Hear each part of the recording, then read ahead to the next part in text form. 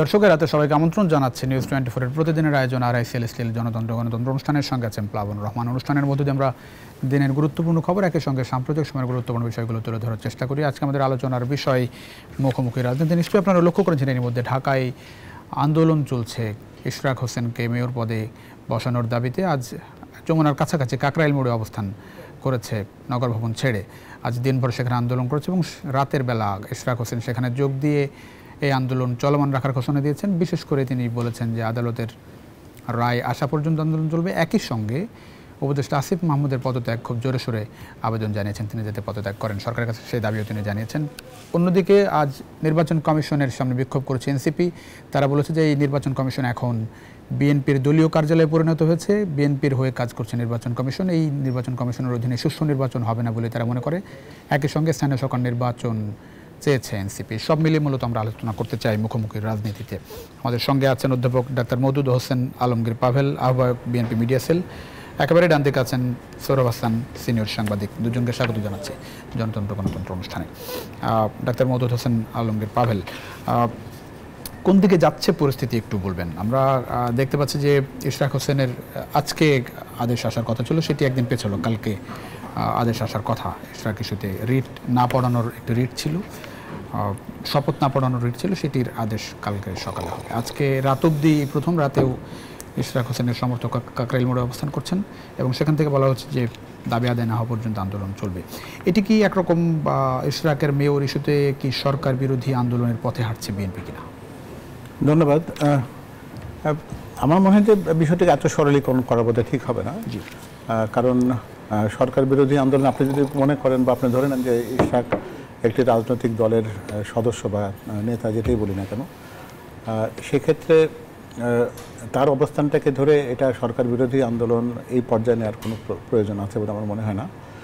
কারণ আমরা তো সবসময় বাংলাদেশ জাতীয়তাবাদী দলের পক্ষ থেকে বলা হয়েছে যে এই সরকারকে তারা সর্বত্র সহযোগিতা করতে চায় এবং এই সরকারের সফলতাকে আমরা দৃশ্যমান দেখতে চাই এবং মনে করি যে গণতন্ত্র উত্তরণের জন্য এই সরকারের পক্ষে অনেক কিছুই করা সম্ভব যেটা তারা করতে পারে।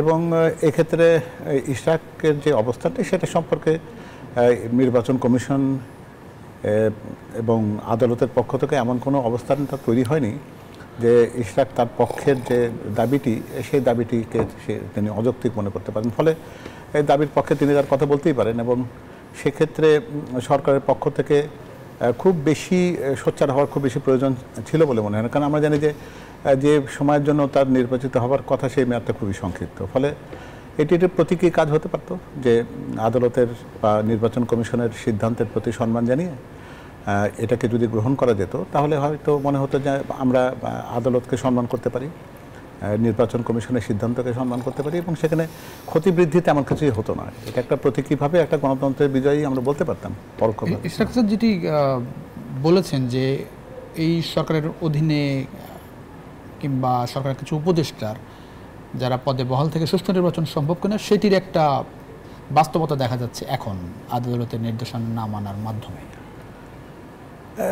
এটা বলতে পারি, কারণ আমরা তো খুব সঙ্গতভাবে বলি যে আমরা ডক্টর ইউনূস নেতৃত্বের যে অন্তর্বর্তীকালীন সরকার ছিল তাতে সে জনপ্রত্যাশার ব্যাপারটা ছিল খুবই সর্বাগ্নে এবং আমরা প্রত্যাশার জায়গায় সবসময় দেখতে চেয়েছিলাম যে তার নিরপেক্ষতার ক্ষেত্রে তারা যেন প্রশ্নের ঊর্ধ্বে থাকেন সবসময়। কিন্তু সরকারের কিছু কিছু উপদেষ্টাদের ক্ষেত্রে আমরা তো সবসময় দেখেছি যে তাদের অতিরিক্ত কথন, অতিশয়োক্তি, কোনো কোনো ক্ষেত্রে অপ্রয়োজনীয়ভাবে কোনো একটা প্রসঙ্গের সাথে নিজেকে জড়িয়ে ফেলা এবং বিতর্কিত একটা অবস্থান নেওয়া, এতে হয় কি যে সরকারের ভাবমূর্তি সঙ্গতভাবে ক্ষুণ্ণ হতে পারে এবং সেটি তারা জেনে শুনে করবেন। আমরা তো জানি যে তারা তো সমাজের খুবই বিচক্ষণ, খুবই যোগ্য, এইরকম যোগ্যতার ভিত্তিতে তাদের নির্বাচন হয়েছে। তারা তো সাধারণ রাজনৈতিক দলের নেতা বা কর্মী নয় যাদের যোগ্যতা নিয়ে আমরা অনেক সময় প্রশ্ন তুলি। তারা তো মানে হিসেব মতো জনপ্রত্যাশায় তারা তো সর্বশ্রেষ্ঠ ব্যক্তি হওয়ার কথা তাদের নিজ নিজ ক্ষেত্রে, সেজন্য তো তাদের অন্তর্বর্তীকালীন ব্যবস্থাতে তাদেরকে আনা হয়েছে। তারা তো নির্বাচিত নন, তো ফলে তাদের যোগ্যতার তো একটা মাপকাঠি থাকতেই হবে। সেই মাপকাঠিতে তাদের শ্রেষ্ঠত্বের জায়গা হলো তাদের স্ব ক্ষেত্রে তাদের যোগ্যতা এবং প্রতিষ্ঠার জায়গা। কিন্তু খুব দুঃখের সঙ্গে আমরা দেখব যে তারা বাস্তব জীবনে যে কাজগুলোকে করবার জন্য আগে সরকার যখন একটা পতিত সরকার বা স্বৈরাচারী সরকার যখন ছিল তখন তারা যে ব্যাপারগুলোকে দাবির পর্যায়ে নিয়েছেন সেই দাবিগুলো পূরণ করার জায়গাতে তাদেরকে পৌঁছে দেওয়া হয়েছে, তারা সে দায়িত্বে রয়েছেন। কিন্তু দেখা যাচ্ছে যে যে দাবি তারা আগে করতেন সেই দাবি পূরণের সক্ষমতা তারা নিজেরাও দেখাতে পারছেন না। তো ফলে এই ক্ষেত্রে অটোমেটিক্যালি বা প্রশ্ন উঠতেই পারে যে অপ্রয়োজনীয়ভাবে এই সরকার এমন কিছু কিছু কথা বলেছে সরকারের উপদেষ্টা মণ্ডলীর পক্ষ থেকে, যেখানে সরকারের শীর্ষ পর্যায় থেকে যিনি প্রধান উপদেষ্টা রয়েছেন তিনি যে কথাটি বলেননি, আকবরী অনেক সময় অনেক উপদেষ্টা বলেছেন যে দেশ তো ভালোই চলছে, 5 বছর থাকতে পারি আমরা, জনগণ তো আমাদেরই চায়। তো জনগণ চায় কি না চায় সেটার বিচার তো ঠিক মুখের কথাই করা উচিত না। জনগণের চাওয়া না চাওয়া প্রমাণের সবচেয়ে শ্রেষ্ঠ জায়গা তো নির্বাচন। তো আপনি চান কি না চান সেটা যদি প্রশ্ন হয় তাহলে তো সেই বৈতরণী পার হয়ে সেই পরীক্ষা উত্তীর্ণ হয়ে তাদেরকে প্রমাণ দিতে হবে তারা সত্যিকার অর্থে জনপ্রিয়তায় সেই জায়গাটিতে আছে। সৌরভ হাসান, একরকম মুখোমুখি অবস্থা দেখা যাচ্ছে কিনা বিএনপি এনসিপি? আজকে গতকাল এনসিপির পক্ষ থেকে সংবাদ সম্মেলন করা হয়েছিল বাংলা মোটরে, সেখানে যেটি বলা নাহিদ ইসলাম বলেছেন যে দেশের সবচেয়ে বড় দল এখন বিএনপি, সেই দল ম্যাচুরিটি দেখাতে পারছে না, প্রত্যাশা পূরণ করতে পারছে না, জন আকাঙ্ক্ষা পূরণ করতে পারছে না। একই সঙ্গে আজকে আমরা দেখলাম যে গতকালের কর্মসূচি অনুযায়ী নির্বাচন কমিশনের পুনর্গঠন দাবি করা হয়েছে এবং স্পষ্টভাবে বলা হয়েছে যে নির্বাচন কমিশন বিএনপির দলীয় কার্যালয়ে পরিণত হয়ে গেছে, বিএনপির হয়ে কাজ করছে নির্বাচন কমিশন। স্থানীয় সরকার নির্বাচনের দাবিও সামনে আসছে, ব্যারিকেড ভেঙে তারা সামনে অবস্থান নেয়। ধন্যবাদ আপনাকে, শুভেচ্ছা পাবলু ভাইকে। বিষয়টা হচ্ছে যে সরকার এবং রাজনৈতিক দলগুলোর মধ্যে যে একটা কর্মসম্পর্ক থাকার কথা, পারস্পরিক আস্থার সম্পর্ক, বিশ্বাসের সম্পর্ক, সেটিতে বেশ ফাটল ধরেছে। ইশরাক হোসেনের এটি সরকার বিরোধী এক দফা দাবি না হলেও এটার মধ্য দিয়ে কিন্তু বিএনপি তার শক্তি দেখাতে চায়। কারণ অতীতে দেখা গেছে যে দলই বা যে সংগঠনই শক্তি দেখিয়েছে সরকার তার দাবি মেনে নিয়েছে। তাই সুতরাং এখানেও একটি বিএনপির এই কৌশল থাকতে পারে। আর দ্বিতীয় হচ্ছে যে বিএনপি এই সরকার কিন্তু বিএনপি যারা এনেছে তার মধ্যে বিএনপি, তার মধ্যে এনসিপি, তার মধ্যে বৈষম্য বিরোধী ছাত্র আন্দোলন, এমনকি জামাত, হেফাজত, মানে অন্যান্য দলগুলো, বাম দলগুলো। এবং তাদের মধ্যে যদি এই এনসিপি এবং বিএনপির নেতারা এখন যে পরস্পরের বিরুদ্ধে যে অবস্থান নিয়েছে বা যে কথাবার্তা বলছে, তাতে তো মনে হচ্ছে যে একটা বহুদলীয় গণতন্ত্রের যে পরিবেশ, পারস্পরিক আস্থা এবং সমালোচনা হবে, কিন্তু একটা মাত্রা, মানে কোনোভাবেই মাত্রা ছাড়াবে না, শালীনতার সীমা ছাড়াবে না। কিন্তু আমরা কিন্তু দেখছি ইশরাক এবং এইটি সরকারের সিদ্ধান্ত। প্রথমত হচ্ছে জনগণ কেন এই দুর্ভোগ হবে, সেটি নির্বাচন কমিশনের সামনে বিক্ষোভ অবরোধের কারণেও অথবা মৎস্য ভবনের সামনে অবরোধ হয়। এমনকি এর আগে জগন্নাথ বিশ্ববিদ্যালয়ের ছাত্ররা যে 3 দিন করলো, সরকার ঠিক সময় মতো পদক্ষেপ নেয় না, সময় মতো অ্যাক্ট করে না, মানে সক্রিয় হয় না। সক্রিয় হয় তখন সরকার, ধরেন এর আগেও আমরা শুরু থেকেই সরকার তখনই অবরোধ করাটা খুব সহজ, যখন সরকার তখনই সক্রিয় হয় যখন একটা অচল অবস্থা দেখা দেয়, অবরুদ্ধ হয়ে পড়ে অথবা ঘেরাও করে। আবার কোনো কোনো ক্ষেত্রে মনে হয় যে সরকার চেয়েছিল এটি করুক, তারা একটা সিদ্ধান্ত নিতে চেয়েছে, তো বাইরে এর একটা পরিবেশ তৈরি হোক, এরকম মানুষের মধ্যে কিন্তু এই বিশ্বাস আছে।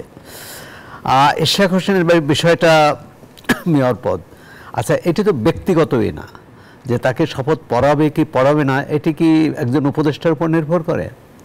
আমার মনে হয় না। এটি সরকারের সিদ্ধান্ত যদি হয়, তাহলে সরকার, এবং এখানে আইনি লড়াই, তো সরকার আইনি লড়াই যায়নি, অর্থাৎ তাকে এটা ছেড়ে দিয়েছে, আবার সিদ্ধান্তও নিচ্ছে না।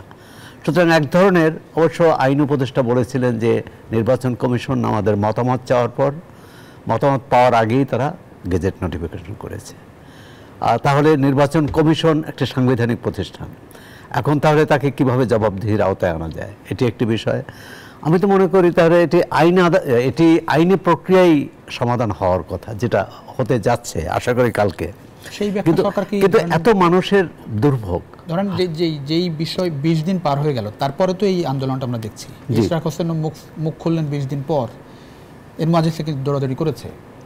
এই 20 দিন সময় অতিবাহিত হলো কেন? সরকার কেন এর আগে? না, সেটি সরকার যখন যেটা করার কথা সেটা করে না, এবং যখন যেটা করার কথা না সেটাই আগবাড়িয়ে করে। তাহলে এখন এই যে পরিস্থিতি তৈরি হলো, দেখুন, আবার এটার মধ্যে কিন্তু মানুষের মধ্যে এই প্রশ্নও আসছে যে যখন বাংলাদেশের নিরাপত্তার বিষয়ে একটা বড় প্রশ্ন এসেছে যে মিয়ানমারকে করিডোর দেওয়া হবে কিনা, আপনার বন্দর পরিচালনার দায়িত্ব বিদেশি কোম্পানিকে দেওয়া হবে কিনা, এটি নিয়ে জনমনে ক্ষোভ আছে, প্রশ্ন আছে, এবং যেটা শুধু প্রশাসনিক পর্যায়ে না, এমনকি সামরিক পর্যায়েও এটি আলোচনা হয়েছে বলে আমরা বিভিন্ন মাধ্যমে দেখেছি। সেক্ষেত্রে বিএনপির অবস্থানটা কি? বিএনপি কিন্তু এক্ষেত্রে শক্ত কোনো অবস্থান নিয়েছে বলে মনে হয় না। তারা বক্তৃতা বিবৃতি দিয়েছেন, বলেছেন, বিএনপি ভারপ্রাপ্ত চেয়ারম্যান স্পষ্ট করে বলেছেন করিডোর বন্দর দেওয়ার এখতিয়ার এখন সরকারের নেই। আচ্ছা, এখতিয়ারের বিষয়টি কিন্তু খুব বরং বোঝাতে হবে যে কেন এটা হচ্ছে যে সরকারকে একটা চাপে ফেলার কৌশল। আপনাকে বোঝাতে হবে যে যদি নির্বাচিত সরকার যদি দেশের স্বার্থের বিরুদ্ধে হয়, নির্বাচিত সরকার কি সেটি পারে? রাজনৈতিক সরকার কি পারে? প্রথম বলতে হবে যে এটি দেশের স্বার্থের বিরুদ্ধে যাবে, এটি জনগণকে বোঝাতে হবে। একটা রাজনৈতিক দলগুলো শুধু বিরোধিতা করলে কিন্তু দায়িত্ব শেষ হয় না। তাকে বলতে হবে যে এই করিডোর দেওয়ার বিপদ কি, আমাদের নিরাপত্তা কতটা হুমকি হতে পারে, এখন সীমান্তে কি পরিস্থিতি, বন্দরের ক্ষেত্রেও তাই। কিন্তু আমাদের রাজনৈতিক দলগুলো, সেটি শুধু বিএনপি না, অন্য দলের মধ্যেও একটা পলায়ন প্রবৃত্তি আছে, মনোবৃত্তি আছে, যে তারা ঠিক খোলসা করতে চায় না, কারণ ভবিষ্যতে ক্ষমতায় এসে যদি আবার এই একই কাজ করতে হয়। এবং সেটা আওয়ামী লীগের সময় দেখেছি, বিএনপি যেসব আইন করেছে, যে আইনের বিরোধিতা করেছে প্রচণ্ডভাবে, র্যাব গঠনের বিরোধিতা করেছে আওয়ামী লীগ এসে আরও র্যাবকে শক্তিশালী করেছে। এই রাজনীতির এই ধারা থেকে বেরিয়ে আসতে হবে। এত বড় ছাত্র গণ অভ্যুত্থান হলো, আমরা আশা করেছিলাম যে রাজনৈতিক দলগুলোর সংস্কৃতিতে একটা পরিবর্তন আসবে। যে ভাষায় এখন সেটা তো আওয়ামী লীগের কথা মনে করিয়ে দেয়, যে ভাষায় এনসিপির নেতারা বিএনপিকে অভিযুক্ত করছে, যে এবং একইভাবে বিএনপি নেতারা এনসিপিকে অভিযুক্ত করেছে। জানি না তথ্য প্রমাণ আছে কিনা, তাহলে তথ্য প্রমাণ দেশবাসীর কাছে জানানো উচিত। না হলে মানে রাজনৈতিক পরিবেশটা কিন্তু এক ধরনের বিদ্বেষপূর্ণ হয়ে যাচ্ছে, যেটি সবার জন্যই এটি কী বলে উদ্বেগের। কারণ তাহলে তো ওই কথাই আসবে যে এমন একটা পরিবেশ, একটা সুষ্ঠু সুন্দর বা নিরাপদ পরিবেশ না থাকলে নির্বাচন কি করে হবে।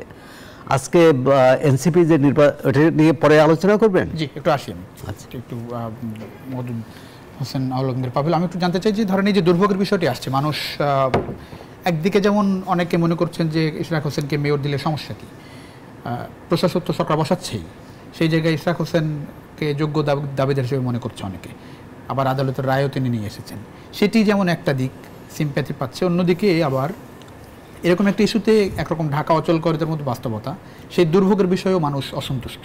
এটি কি বিএনপি ভাবছে? না, নিশ্চয়ই।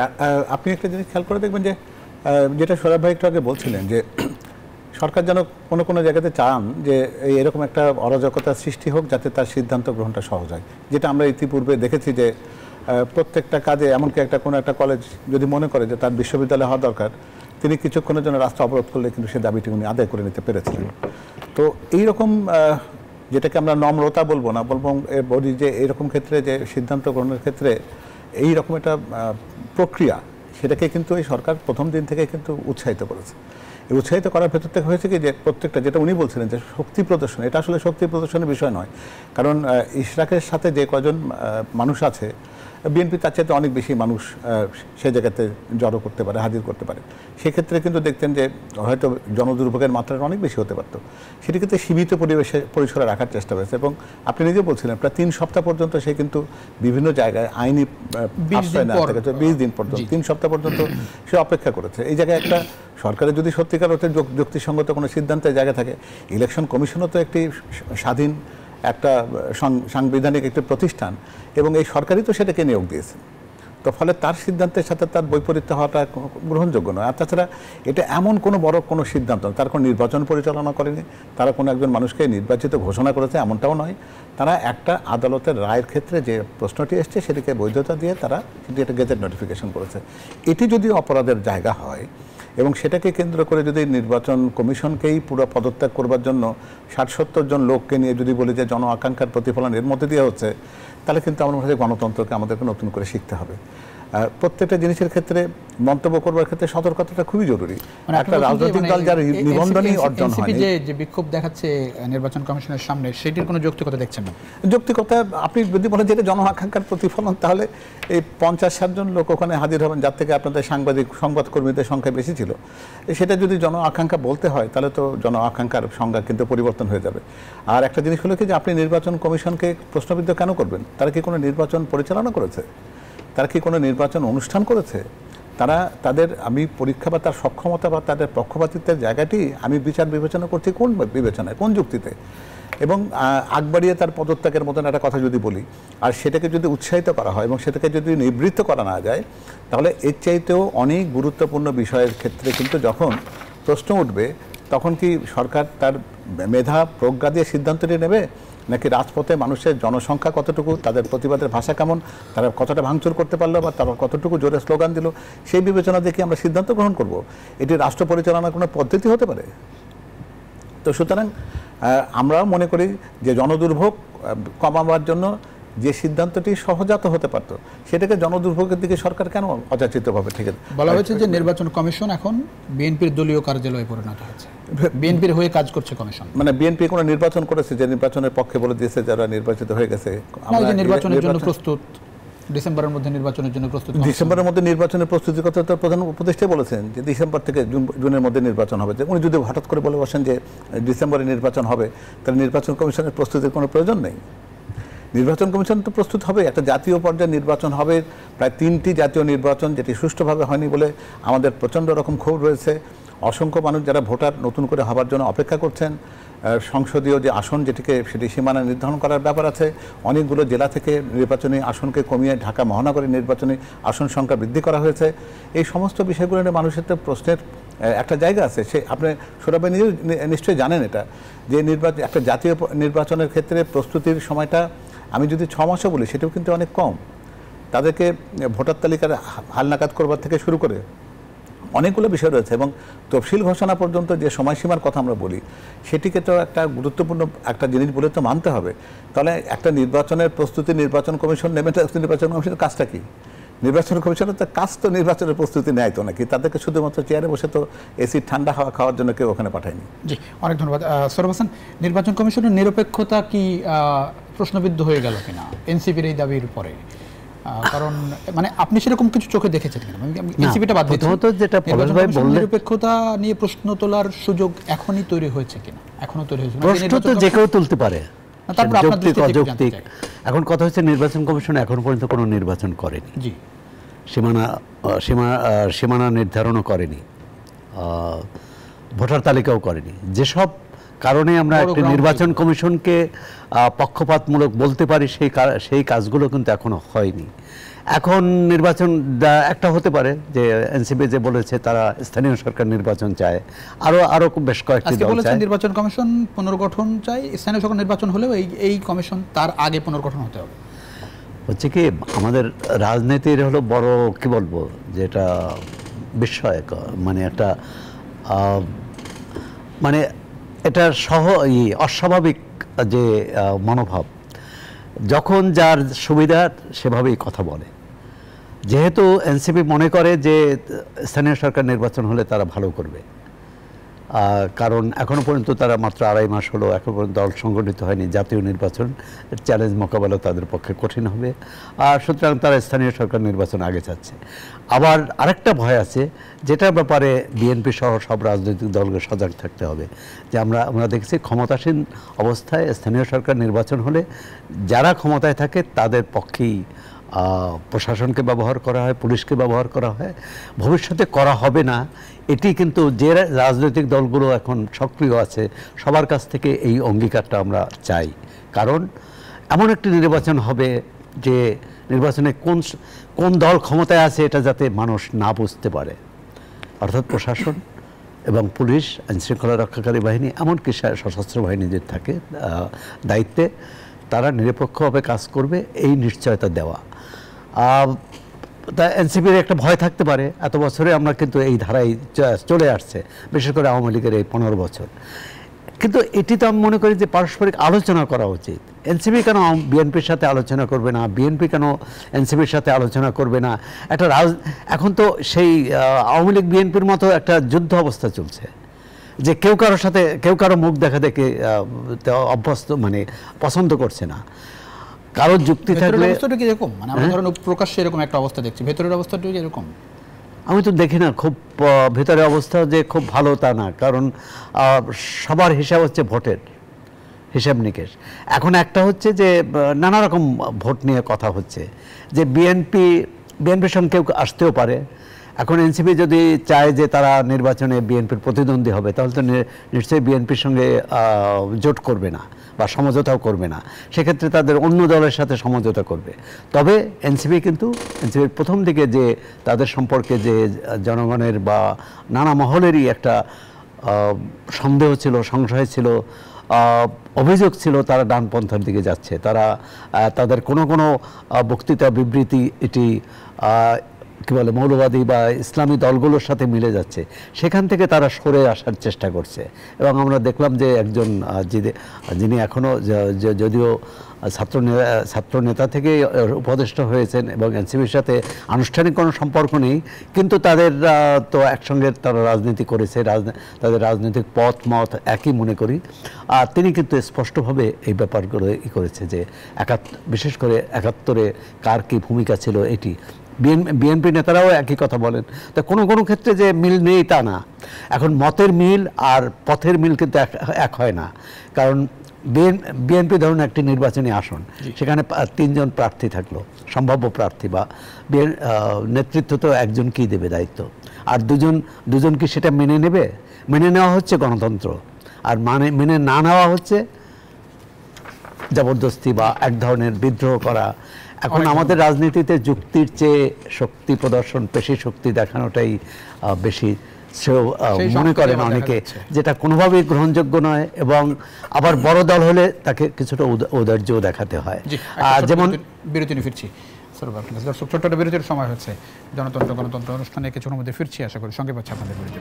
দর্শক আবারও স্বাগত জানাচ্ছি গণতন্ত্র অনুষ্ঠানের সঙ্গে আছেন প্লাবন রহমান। আমরা কথা বলছিলাম মুখোমুখি রাজনীতি বিষয় নিয়ে। আমাদের সঙ্গে আছেন অধ্যাপক ডাক্তার মওদুদ হোসেন আলমগীর পাভেল, আহ্বায়ক বিএনপি মিডিয়া সেল, আছেন সৌরভ হাসান, সিনিয়র সাংবাদিক।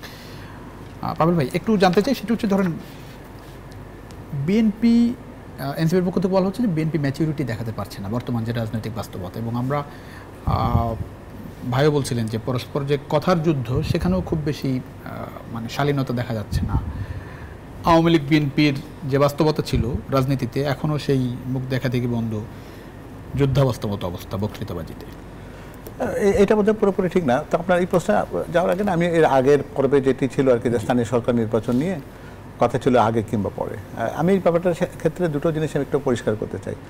এক হচ্ছে যে আমাদের বর্তমানে আমরা জানি যে পুলিশ বাহিনী মূলত কিন্তু স্থানীয় সরকার নির্বাচন একটা ব্যাপক নির্বাচন, এটা জাতীয় সংসদ নির্বাচনের চেয়ে কয়েক গুণ বড়, যেটাকে কয়েক স্তরে করতে হয়। এবং আপনি যদি সহিংসতার কথা যদি আপনি চিন্তা করেন, তাহলে দেখা যাবে যে জাতীয় সংসদ নির্বাচনের চেয়ে স্থানীয় সরকার নির্বাচনের সহিংসতার মাত্রা অনেক বেশি হয়।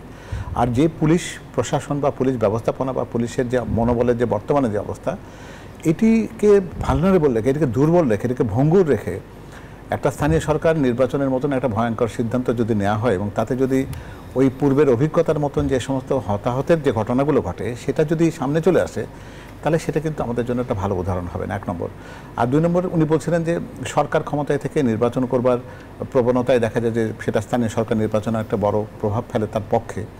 সেটাকে দূর করার জন্য কিন্তু বিএনপির পক্ষ থেকে বলা হয়েছে যে কোনো দলীয় প্রতীকে স্থানীয় সরকার নির্বাচন বিএনপি করতে দেবে না বা করবে না, সেটি তার দলীয় অবস্থান।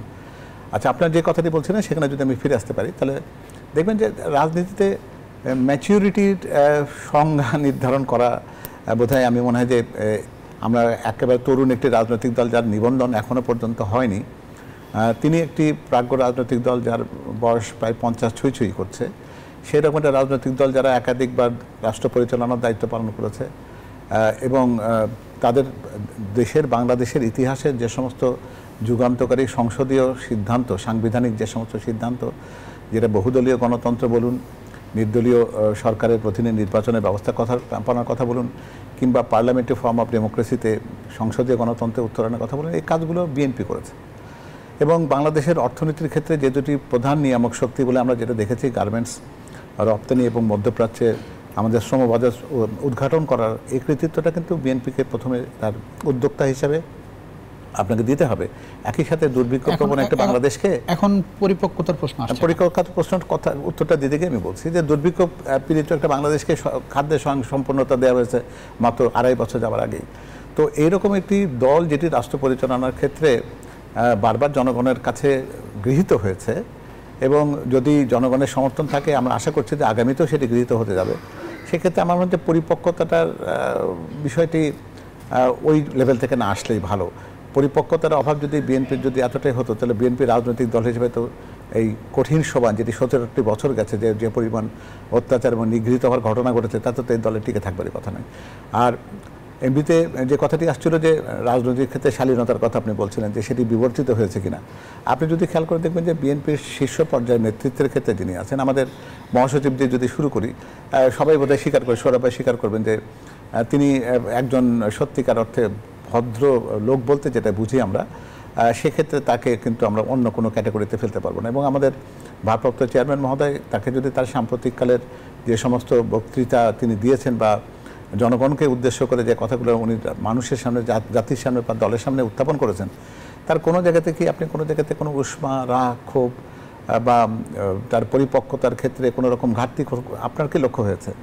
যদি আপনারা সেটা লক্ষ্য করে না থাকেন, তাহলে একটি রাজনৈতিক দল যার বয়স এখনো পর্যন্ত 6 মাস অতিক্রান্ত হয়নি, তাদের শীর্ষ নেতৃত্বের পক্ষ থেকে অন্তত পরিপক্কতার সবক অন্তত বিএনপির উদ্দেশ্যে না দিয়ে আমার মনে হয় যে তাদের নিজেদেরকেই সেই পরিপক্কতার দিকে নিয়ে যাওয়া উচিত। কারণ যে দলের পক্ষ থেকে 50-60 জন নিয়ে আপনার নির্বাচন কমিশন ঘেরায়ের একটা কর্মসূচি দেওয়া হয় এবং সেখানে দাবি করা হয় যে নির্বাচন কমিশনকে পদত্যাগ করতে হবে, সৌরভ যেটা বলছিলেন, যারা নির্বাচনের কোনো পরীক্ষাই দেয়নি, সেক্ষেত্রে পরিপক্কতার সেই ইঙ্গিতটা কি আমাদের দিকে দিতে হবে, নাকি তারা নিজেরা বিবেচনা করবে যে পরিপক্কতা তাদেরই আছে কিনা? অনেক ধন্যবাদ। সৌরভ হাসান, সামনের দিন আসলে কেমন দেখছেন, যে অবস্থা দেখছেন? না, এটি উদ্বেগের। নির্বাচন, একটা নির্বাচন নিয়ে এত তর্ক, এত বিতর্ক, এত রাজপথে সংগ্রাম, এত বড় গণ অভ্যুত্থান হলো, তারপরও সেই বিতর্ক থামে না। সন্দেহ অবিশ্বাসটা কেন? ধরেন সন্দেহ অবিশ্বাস ওই বিএনপির মনে ওই এক আমরা প্রতিষ্ঠান করতে পারি, টাইমলি যে টাইম ফ্রেম দিয়েছে প্রধান উপদেষ্টা, সে তার মধ্যে হবে কিনা বেশিরভাগই এখনো মনে করে। এবং টকশোর মধ্যে যারা আসেন, আমি বিভিন্নভাবে অফ দ্য রেকর্ডে জিজ্ঞেস করি আলটিমেটলি নির্বাচন কবে, কেউ স্পষ্ট করে বলতে পারেন না, যে কনফিডেন্ট বলতে পারেন না, সংশয় প্রকাশ করেন এবং এক ধরনের অনিশ্চয়তা তৈরি হয়েছে নানা কারণে। সরকার প্রধান দায়িত্ব হলো যে জনগণের নিরাপত্তা দেওয়া, সে একটা আইনশৃঙ্খলা পরিস্থিতি কিন্তু বেশ উদ্বেগজনক, দিনে দিনে খারাপ হচ্ছে।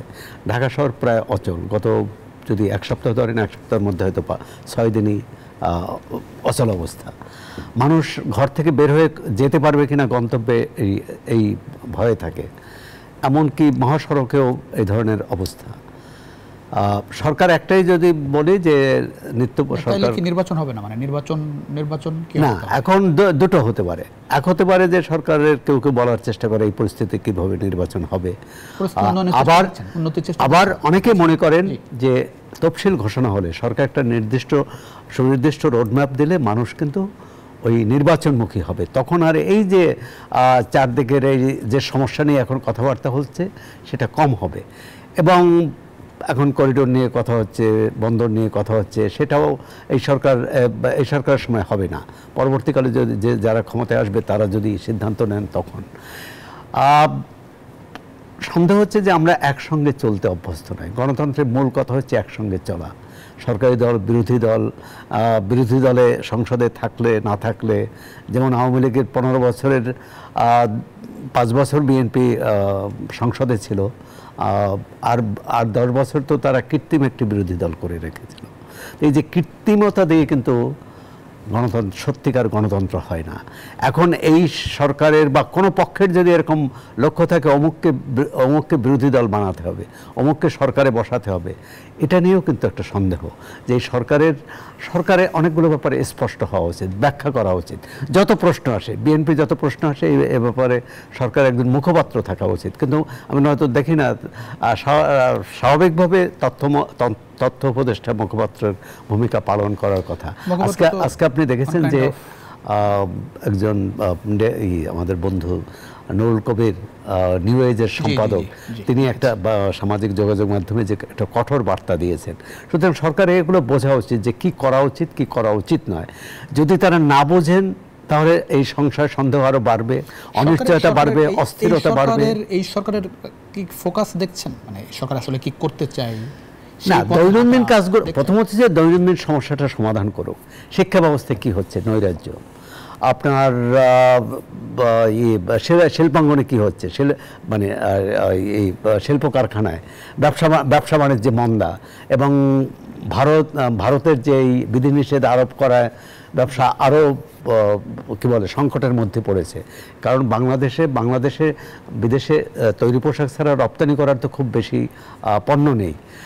সেটাও যদি ক্ষতিগ্রস্ত হয় বা বাধার মুখে পড়ে, এবং বাধার মুখে পড়বে, আপনি যে পণ্য 3 ঘন্টায় পাঠানো যেত কলকাতায়, সেই পণ্য পাঠাতে লাগবে 2 সপ্তাহ বা 3 সপ্তাহ, কারণ আপনি বোম্বেতে গেলে সেটা 3 সপ্তাহ লাগবে। মানে এগুলো নিয়ে তো সরকার তৎপর থাকা উচিত, এগুলো সক্রিয় হওয়া উচিত। আশা ভরসার সরকার এটা, এবং বিএনপি এখন পর্যন্ত এই সরকার তো পৃথিবীতে বলছে বাংলাদেশে এমন কোন সরকার নাই যে আশা ভরসার ছিল না। স্বাধীনতার পর থেকে রাজনৈতিক সরকারের প্রতি মানুষের নানা রকম কথাবার্তা এখনো আছে, যে কারণে এই সরকারের থাকার পক্ষে অনেকের মত আছে যে এই সরকার আরো থাকুক। তাহলে এই সরকার কেন এরকম অবস্থার মধ্যে পড়লো? সরকার তো পারফর্ম করতে পারছে না, যেটা করতে পারছে না। এক হচ্ছে যে তাদের কি করবে এটাকে মানে কিং কর্তব্য মোড। তারা কোন সিদ্ধান্ত নেওয়া ঠিক হবে, কোনটা নেওয়া ঠিক হবে না, এটি নিয়ে তাদের মধ্যে তো দ্বিধাদ্বন্দ্ব আমরা দেখতে পাচ্ছি। আরেকটা হচ্ছে যে তারা বাধ্য না হলে কোনো সিদ্ধান্ত নেন না। তখন এই বাধ্য হয়ে যে সরকার সিদ্ধান্ত নেয়, সেই সরকার কিন্তু জনগণের আস্থা রাখতে পারে না। তাহলে যে কোনো গোষ্ঠী তারা বাধ্য করতে চাইবে, এবং সেটা ন্যায্য হোক বা অন্যায্য হোক। এখন আমরা বুঝতে পারি না সরকারের কোন সিদ্ধান্তটি ন্যায্য। কারণ আমরা দেখি সরকার রাস্তায় নামলেই দাবি মেনে নেওয়া হয়, রাস্তায় না নামলে মেনে নেওয়া হয় না। জি, অনেক ধন্যবাদ। একটা বিরতি নিয়ে ফিরছি, একটা বিরতির পরে ফিরছি। পাবল ভাই, দর্শক ছোট্ট একটা বিরতির সময় হয়েছে, আবারও একেবারে ছোট্ট বিরতি, আশা করি আপনাদের সঙ্গে পাচ্ছি বিরতির পর। দর্শক, আবারও স্বাগত আরআই সেলেস্টিয়াল গণতন্ত্রের সঙ্গে আছেন প্লাবন রহমান। আমরা কথা বলছিলাম সাম্প্রতিক রাজনীতি নিয়ে। পাবল ভাই, একটা গুরুত্বপূর্ণ খবর, আমাকে বিদেশি বললে অন্যের গায়েও পড়তে পারে, নাগরিকত্ব নিয়ে খলিলুর, এবং খলিলুর আজকে স্পষ্ট করে বলেছেন ডক্টর খলিলুর যে তার আমেরিকান পাসপোর্ট নেই, একই সঙ্গে তার একটা জাতীয়তা বাংলাদেশের জাতীয়তা, এবং তিনি বলেছেন যে এখন কেবলমাত্র আমি আমেরিকায় থেকেছি বলে যদি আমাকে বলা হয় আমি বিদেশি নাগরিক, তাহলে তো কালকে তারেক রহমান সাহেবকেও সে কথা বলতে হয়। আপনি এটার আমার কাছে ইয়ে চাচ্ছেন, রেসপন্স চাচ্ছেন? জি জি জি। একটা ব্যাপার হলো কি, দেখেন, সব কিছু কিন্তু আগ বাড়িয়ে বলবার দরকার নেই। উনি যদি সত্যি সত্যি বিদেশি নাগরিক না হয়ে থাকেন, সেটি চমৎকার, কোনো সমস্যা কিছু নেই। প্রশ্নটি হচ্ছে যে হ্যাঁ, যিনি বলেছেন তার কাছ থেকে উনি জবাব চাইতে পারতেন যে আপনি আমাকে প্রমাণ করুন যে আমি সত্যিকারের বিদেশি নাগরিক কিনা। একটা ব্যক্তির কথার উপর ভিত্তি করে অন্যকে কটাক্ষ করবার, সেটিও কিন্তু খুব একটা বেশি শোভন কোনো কাজ না। উনি ওনারটাই ডিফেন্ড করতে পারেন যে না, আমি বিদেশি নাগরিক নই। সেই জায়গায় থেমে গেলে হতো কি, এটি একটা পরিশীলিত বাক্যের মধ্যে সীমাবদ্ধ থাকতো। এর পাশাপাশি যদি অন্যকে লক্ষ্য করে কথাটিকে বলতে হয় যে তাহলে আপনাকে কি বলবো, তো তাহলে কি এখন সবাই মিলে খুঁজবেন যে উপদেষ্টা পরিষদের মধ্যে কতজন বিদেশি নাগরিক আছেন, দ্বৈত নাগরিকত্ব কার কার আছে? তো এই রকম প্রশ্নগুলোকে ইনভাইট না করাই ভালো। আমাদের সবচেয়ে বড় সমস্যা, যেটা সৌরভ ভাই বলছিলেন যে ফোকাস কথাটি বলছি, যে আমি কিন্তু বলি কি যে ফোকাস তো দূরে থাক, পুরো সরকারটি আউট অফ ফোকাস হয়ে গেছে আর কি। অর্থাৎ তারা সুনির্দিষ্টভাবে জানে না তাদের কোনটা করতে হবে, এবং তারা অগ্রাধিকারের ক্ষেত্রেও কিন্তু তাদের হিসেব নিকেশ নেই। এই জাতীয় নিরাপত্তা উপদেষ্টা হিসেবে উনি দায়িত্ব পেয়েছেন, ভালো, উনি তো জাতীয় নিরাপত্তা নিয়ে কথা বলবেন। সেক্ষেত্রে অনাবশ্যকভাবে অন্য বিতর্কে উস্কে দিয়ে এটিকে কেন যেন আমরা ডিট্র্যাক্ট করে অন্য জায়গায় চলে গেলাম, তাই না? কিন্তু যে জায়গায় গুরুত্বপূর্ণ একটা প্রশ্ন রয়েছে যে করিডোর ইস্যু, মানবিক করিডোর নাকি কিসের করিডোর, এই ব্যাখ্যাটিকে দেওয়ার ক্ষেত্রে উনি যেগুলো বলেছেন, প্রশ্নটি হচ্ছে যে যদি তা নাই হয়ে থাকে, যে বলছেন যে ভেটো যারা দেবার ক্ষমতা রাখেন তাদের অনুমোদন ছাড়া জাতিসংঘ কোনো কাজ করতে পারেন না, সেটা যদি হতে বাই ডিফল্ট, যেটা আমরা সবাই জানি, তাহলে করিডোরের প্রসঙ্গটি আসলো কেন? করিডোরের প্রসঙ্গটিতে কোনো দল বা কোনো ব্যক্তি তো বাংলাদেশে আনেননি। করিডোরের বিষয়গুলো কিন্তু তারাই বলবেন যে প্রকাশ্য অপ্রকাশ্য, সরাসরি প্রত্যক্ষ পরোক্ষভাবে তারাই এনেছেন। তো সুতরাং আমার মনে হয় যে অপ্রয়োজনীয় অপ্রাসঙ্গিকতার ভিতরে গিয়ে এই সরকারের যে ক্রমাগত যে অদক্ষতার জায়গাটি বেশিরভাগ ক্ষেত্রে প্রকাশিত হচ্ছে, সেটা আনা দরকার। বরং উনি বলতে পারতেন যে নিরাপত্তা উপদেষ্টা হিসেবে ওনার যোগ্যতা প্রমাণ যদি উনি করতে পারতেন সেটা সুন্দর হতো, যে নিরাপত্তার ক্ষেত্রে ওনার অভিজ্ঞতাটা কি, অতীতে উনি সত্যিকার অর্থে রাষ্ট্রীয় নিরাপত্তার ক্ষেত্রে কোন কোন কাজ করেছেন, তার দক্ষতা কোথায় রয়েছে, এবং বাংলাদেশের অখণ্ডতা বা নিরাপত্তা তার কাছে কতটা নিরাপদ বা সুসংহত, এই ব্যাখ্যাটা যদি আমরা তার কাছ থেকে পেতাম তাহলে বেশি খুশি হতাম। অনাবশ্যকভাবে তার জাতীয়তা বা পরিচয় এবং সেটির সাথে অন্যকে সম্পৃক্ত করবার, সংযুক্ত করবার কোনো প্রয়োজন আছে বলে তো মনে হয় না। তবে আমি আপনাকে নিশ্চিত করি তারেক রহমান সাহেবের দ্বিতীয় কোনো দেশের নাগরিকত্ব নেই। সুতরাং এই প্রশ্নটি তার তুলবার দরকার নেই। অনেক ধন্যবাদ সরওয়ার হোসেন। করিডোর নয়, আলোচনা রাখাইনে ত্রাণ পাঠানোর ব্যবস্থা নিয়ে আজকে যে সংবাদ সম্মেলন ছিল সেখানে তিনি এটি বলেছেন, ডক্টর খলিলুর রহমান। তিনি যেটি বলছেন যে যুদ্ধবিধ্বস্ত মিয়ানমারের রাখাইন রাজ্যের পরিস্থিতিতে করিডোর তৈরির কোনো প্রয়োজনীয়তা না থাকার কথা বলেছেন। সেখানে শুধু ত্রাণ পাঠানোর বিষয়ে আলোচনা হচ্ছে জাতিসংঘের সঙ্গে। একজন বিশেষজ্ঞ দেখলাম যে যিনি চট্টগ্রাম বিশ্ববিদ্যালয়ের শিক্ষক, তিনি বলছেন রোহিঙ্গা সমস্যার সঙ্গে করিডোরের কোনো সম্পর্ক নেই। এটি তার তিনি লিখেছেনও এ বিষয়ে। আসলে বিষয়টা সরকারের দায়িত্ব। আজকে যেমন কিছুটা ঝেড়েকে এসেছেন, কিছুটা বলেছেন যে এই অবস্থান, এটা কিন্তু আগে বলা উচিত ছিল। প্রধান এই করিডোর বা মানবিক চ্যানেলের প্রশ্নটা আলোচনাটা প্রথম এসেছে কিন্তু জাতিসংঘ মহাসচিব যখন এখানে বৈঠক করেছেন, তারপর কিন্তু কয়েক মাস চলে গেছে এবং এক ধরনের ঢাক গুড়, এবং এর মধ্যে যে ক্ষতির দিকটা হলো প্রধান উপদেষ্টা ব্যাংককে মিয়ানমার প্রতিনিধির সাথে, মিয়ানমারের যে ডেপুটি প্রধানমন্ত্রী বোধহয় বা পররাষ্ট্র মন্ত্রণালয়ের দায়িত্বে, তার সাথে বৈঠক করে বললেন যে আমরা 1,80,000 রোহিঙ্গাদের পাঠাতে পারবো। তারা বলছিল এরা হচ্ছে পাঠানোর যোগ্য, মানে তাদেরকে স্বীকার করে নিয়েছে, তাদের দেশের নাগরিক না, তাদের দেশে কিন্তু নাগরিক হিসাবেই করে না, যে তাদের দেশের বাসিন্দা। মানে এটা আচ্ছা, এর মধ্যে এই প্রধান উপদেষ্টা এই বক্তব্যের পর 1,18,000 নতুন করে রোহিঙ্গা চলে আসলো। তাহলে আমরা সমস্যার সমাধান করলাম না বাড়ালাম? তাহলে ওই বৈঠক নিষ্ফল হলো। পরবর্তী যতগুলো পদক্ষেপ এবং জনগণকে এক ধরনের আশা দেখানো হলো যে আগামী ঈদ তারা মিয়ানমারে যে করতে পারবেন এই রোহিঙ্গারা, এখন তো উল্টো হচ্ছে যে মিয়ানমারে যে রোহিঙ্গা আছে তারা বোধহয় আর সেখানে থাকবে না। একটা বিষয় একটু বলি, উনি বলেছেন যে করিডোরের ব্যাপারটি বুঝতে হবে। করিডোর হচ্ছে একটা জরুরি সময়ে দুর্যোগপূর্ণ জায়গা থেকে মানুষকে সরিয়ে নেওয়ার ব্যবস্থা, আমরা এখানে কাউকে সরাচ্ছি না। এবং তিনি বলেছেন জাতিসংঘ থেকে একটা প্রস্তাব আসছে, সেটা হচ্ছে যে আরাকানে কোনো সাহায্য সহযোগিতা, ত্রাণ উপকরণ, অন্যান্য সরবরাহের পথ দিয়ে নিয়ে যাওয়া সম্ভব হচ্ছে না, সে কারণে জাতিসংঘ সেটার একটা প্রস্তাব দিয়েছে। না, সেটা হতেই পারে। এটা নিয়ে আমি বলছি, কথা হচ্ছে যে এই সরকার, অন্তর্বর্তী সরকার তো আন্দোলনের মধ্য দিয়ে এসেছে, তারা অনেক বিষয়ে কিন্তু রাজনৈতিক দলগুলোর সাথে আলোচনা করেছে, প্রত্যক্ষভাবে এবং পরোক্ষভাবে। কিন্তু এই বিষয়টা কেন তারা রাজনৈতিক দলগুলোর সাথে আলোচনা করলো না? রাজনৈতিক দলগুলো কেউ পক্ষে বলতো, কেউ বিপক্ষে বলতো, সেটা জনগণের তাহলে একটা জনমত তৈরি হতো। এখন মনে হচ্ছে যে সরকার সব কিছু মানে লোকচক্ষুর আড়ালে করতেছে। এই কারণেই এই প্রশ্নগুলো এসেছে। আর চ্যানেল না করিডোর, এটার প্রথমত হচ্ছে যে আমাদের নিরাপত্তা সেখানে কতটা সমুন্নত আছে। আমরা তো দেখি যে আমাদের জেলেদের তারা ধরে নিয়ে যাচ্ছে, আরাকান আর্মি আমাদের সাধারণ নাগরিককে ধরে নিয়ে যাচ্ছে। তো এমন একটা সেখানে যে একটা সুস্থির পরিবেশ থাকতো, একটা নিরাপদ পরিবেশ থাকতো, তাহলে এই মানবিক করিডোর বা চ্যানেল দিতে কোনো আপত্তি ছিল না। এবং এর সাথে আরো দুটি দেশ জড়িত, চীন এবং ভারত, তাদের মনোভাবটা কি সেটাও জানা দরকার। অনেক ধন্যবাদ। পাবেল ভাই, শেষ করবো, নির্বাচন কবে দেখছেন?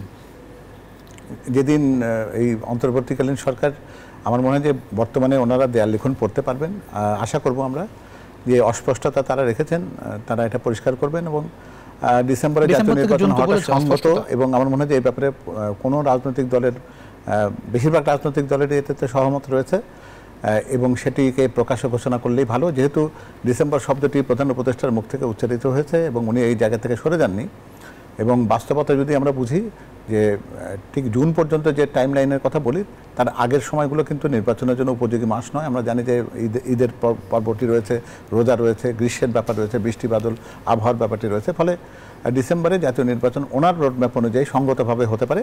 ফলে উচিত হবে যে সৌরভ ভাইয়ের কথার প্রেক্ষিতে আমি বলি, উনি বলছিলেন কথাটি, যে একটি নির্বাচনের রোডম্যাপ ঘোষণা করার ক্ষেত্রে কোনো অস্পষ্টতা রাখা উচিত নয়।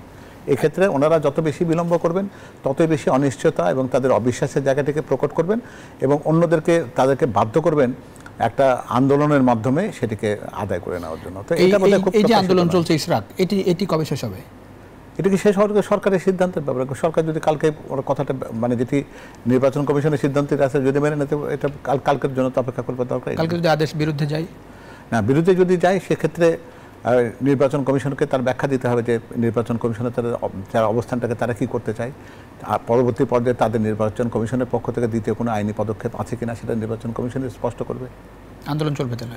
না, আন্দোলন চলার বিষয়টি নয়। নির্বাচন কমিশনের কাছে তো নিশ্চয়ই ইশরাকের একটা ব্যক্তিগত দুর্ভোগ হচ্ছে, দুর্ভোগ আমরা তো চাই যে বিএনপি দুর্ভোগ করবার মতো কোনো রাজনৈতিক দল নয়। আমার মনে করি যে সরকারও যেহেতু দুর্ভোগের জায়গাটি চান না, তাহলে এক্ষেত্রে অন্যান্য জায়গাতে যে পদাঙ্কটি যে উদাহরণটি অনুষ্ঠিত হয়েছে চট্টগ্রাম সিটি কর্পোরেশনের ক্ষেত্রে, এটা আমরা দেখেছি এবং এটা এমন কোনো সাংঘাতিক কোনো একটা সিদ্ধান্ত না যার জন্য পুরো দেশ রসাতলে চলে যাবে। এই জায়গায় সরকার যদি শুধুমাত্র একটা ব্যক্তিগতভাবে একটা উপদেষ্টার ইচ্ছাকে পূরণ করবার কাজটির মধ্যে যদি সীমাবদ্ধ নিজেকে না রাখে, যদি একটু উদারতা দেখায় এবং সত্যিকার অর্থে বাস্তববাদী হয় এবং আইনের প্রতি শ্রদ্ধাশীল হয়, তাহলে সেক্ষেত্রে ইশরাকের আবেদনটিকে গ্রহণ না করবার কোনো কারণ নেই। অনেক ধন্যবাদ দুজনকে এই রাতে মূল্যবান সময় দেওয়ার জন্য। দর্শক, এই ছিল আজকের জনতন্ত্র গণতন্ত্র। দেখাবেন নিশ্চয়ই অন্য সময়। সে পর্যন্ত ভালো থাকবেন সবাই। আশা করি নিউজ 24 এর সঙ্গে থাকবেন।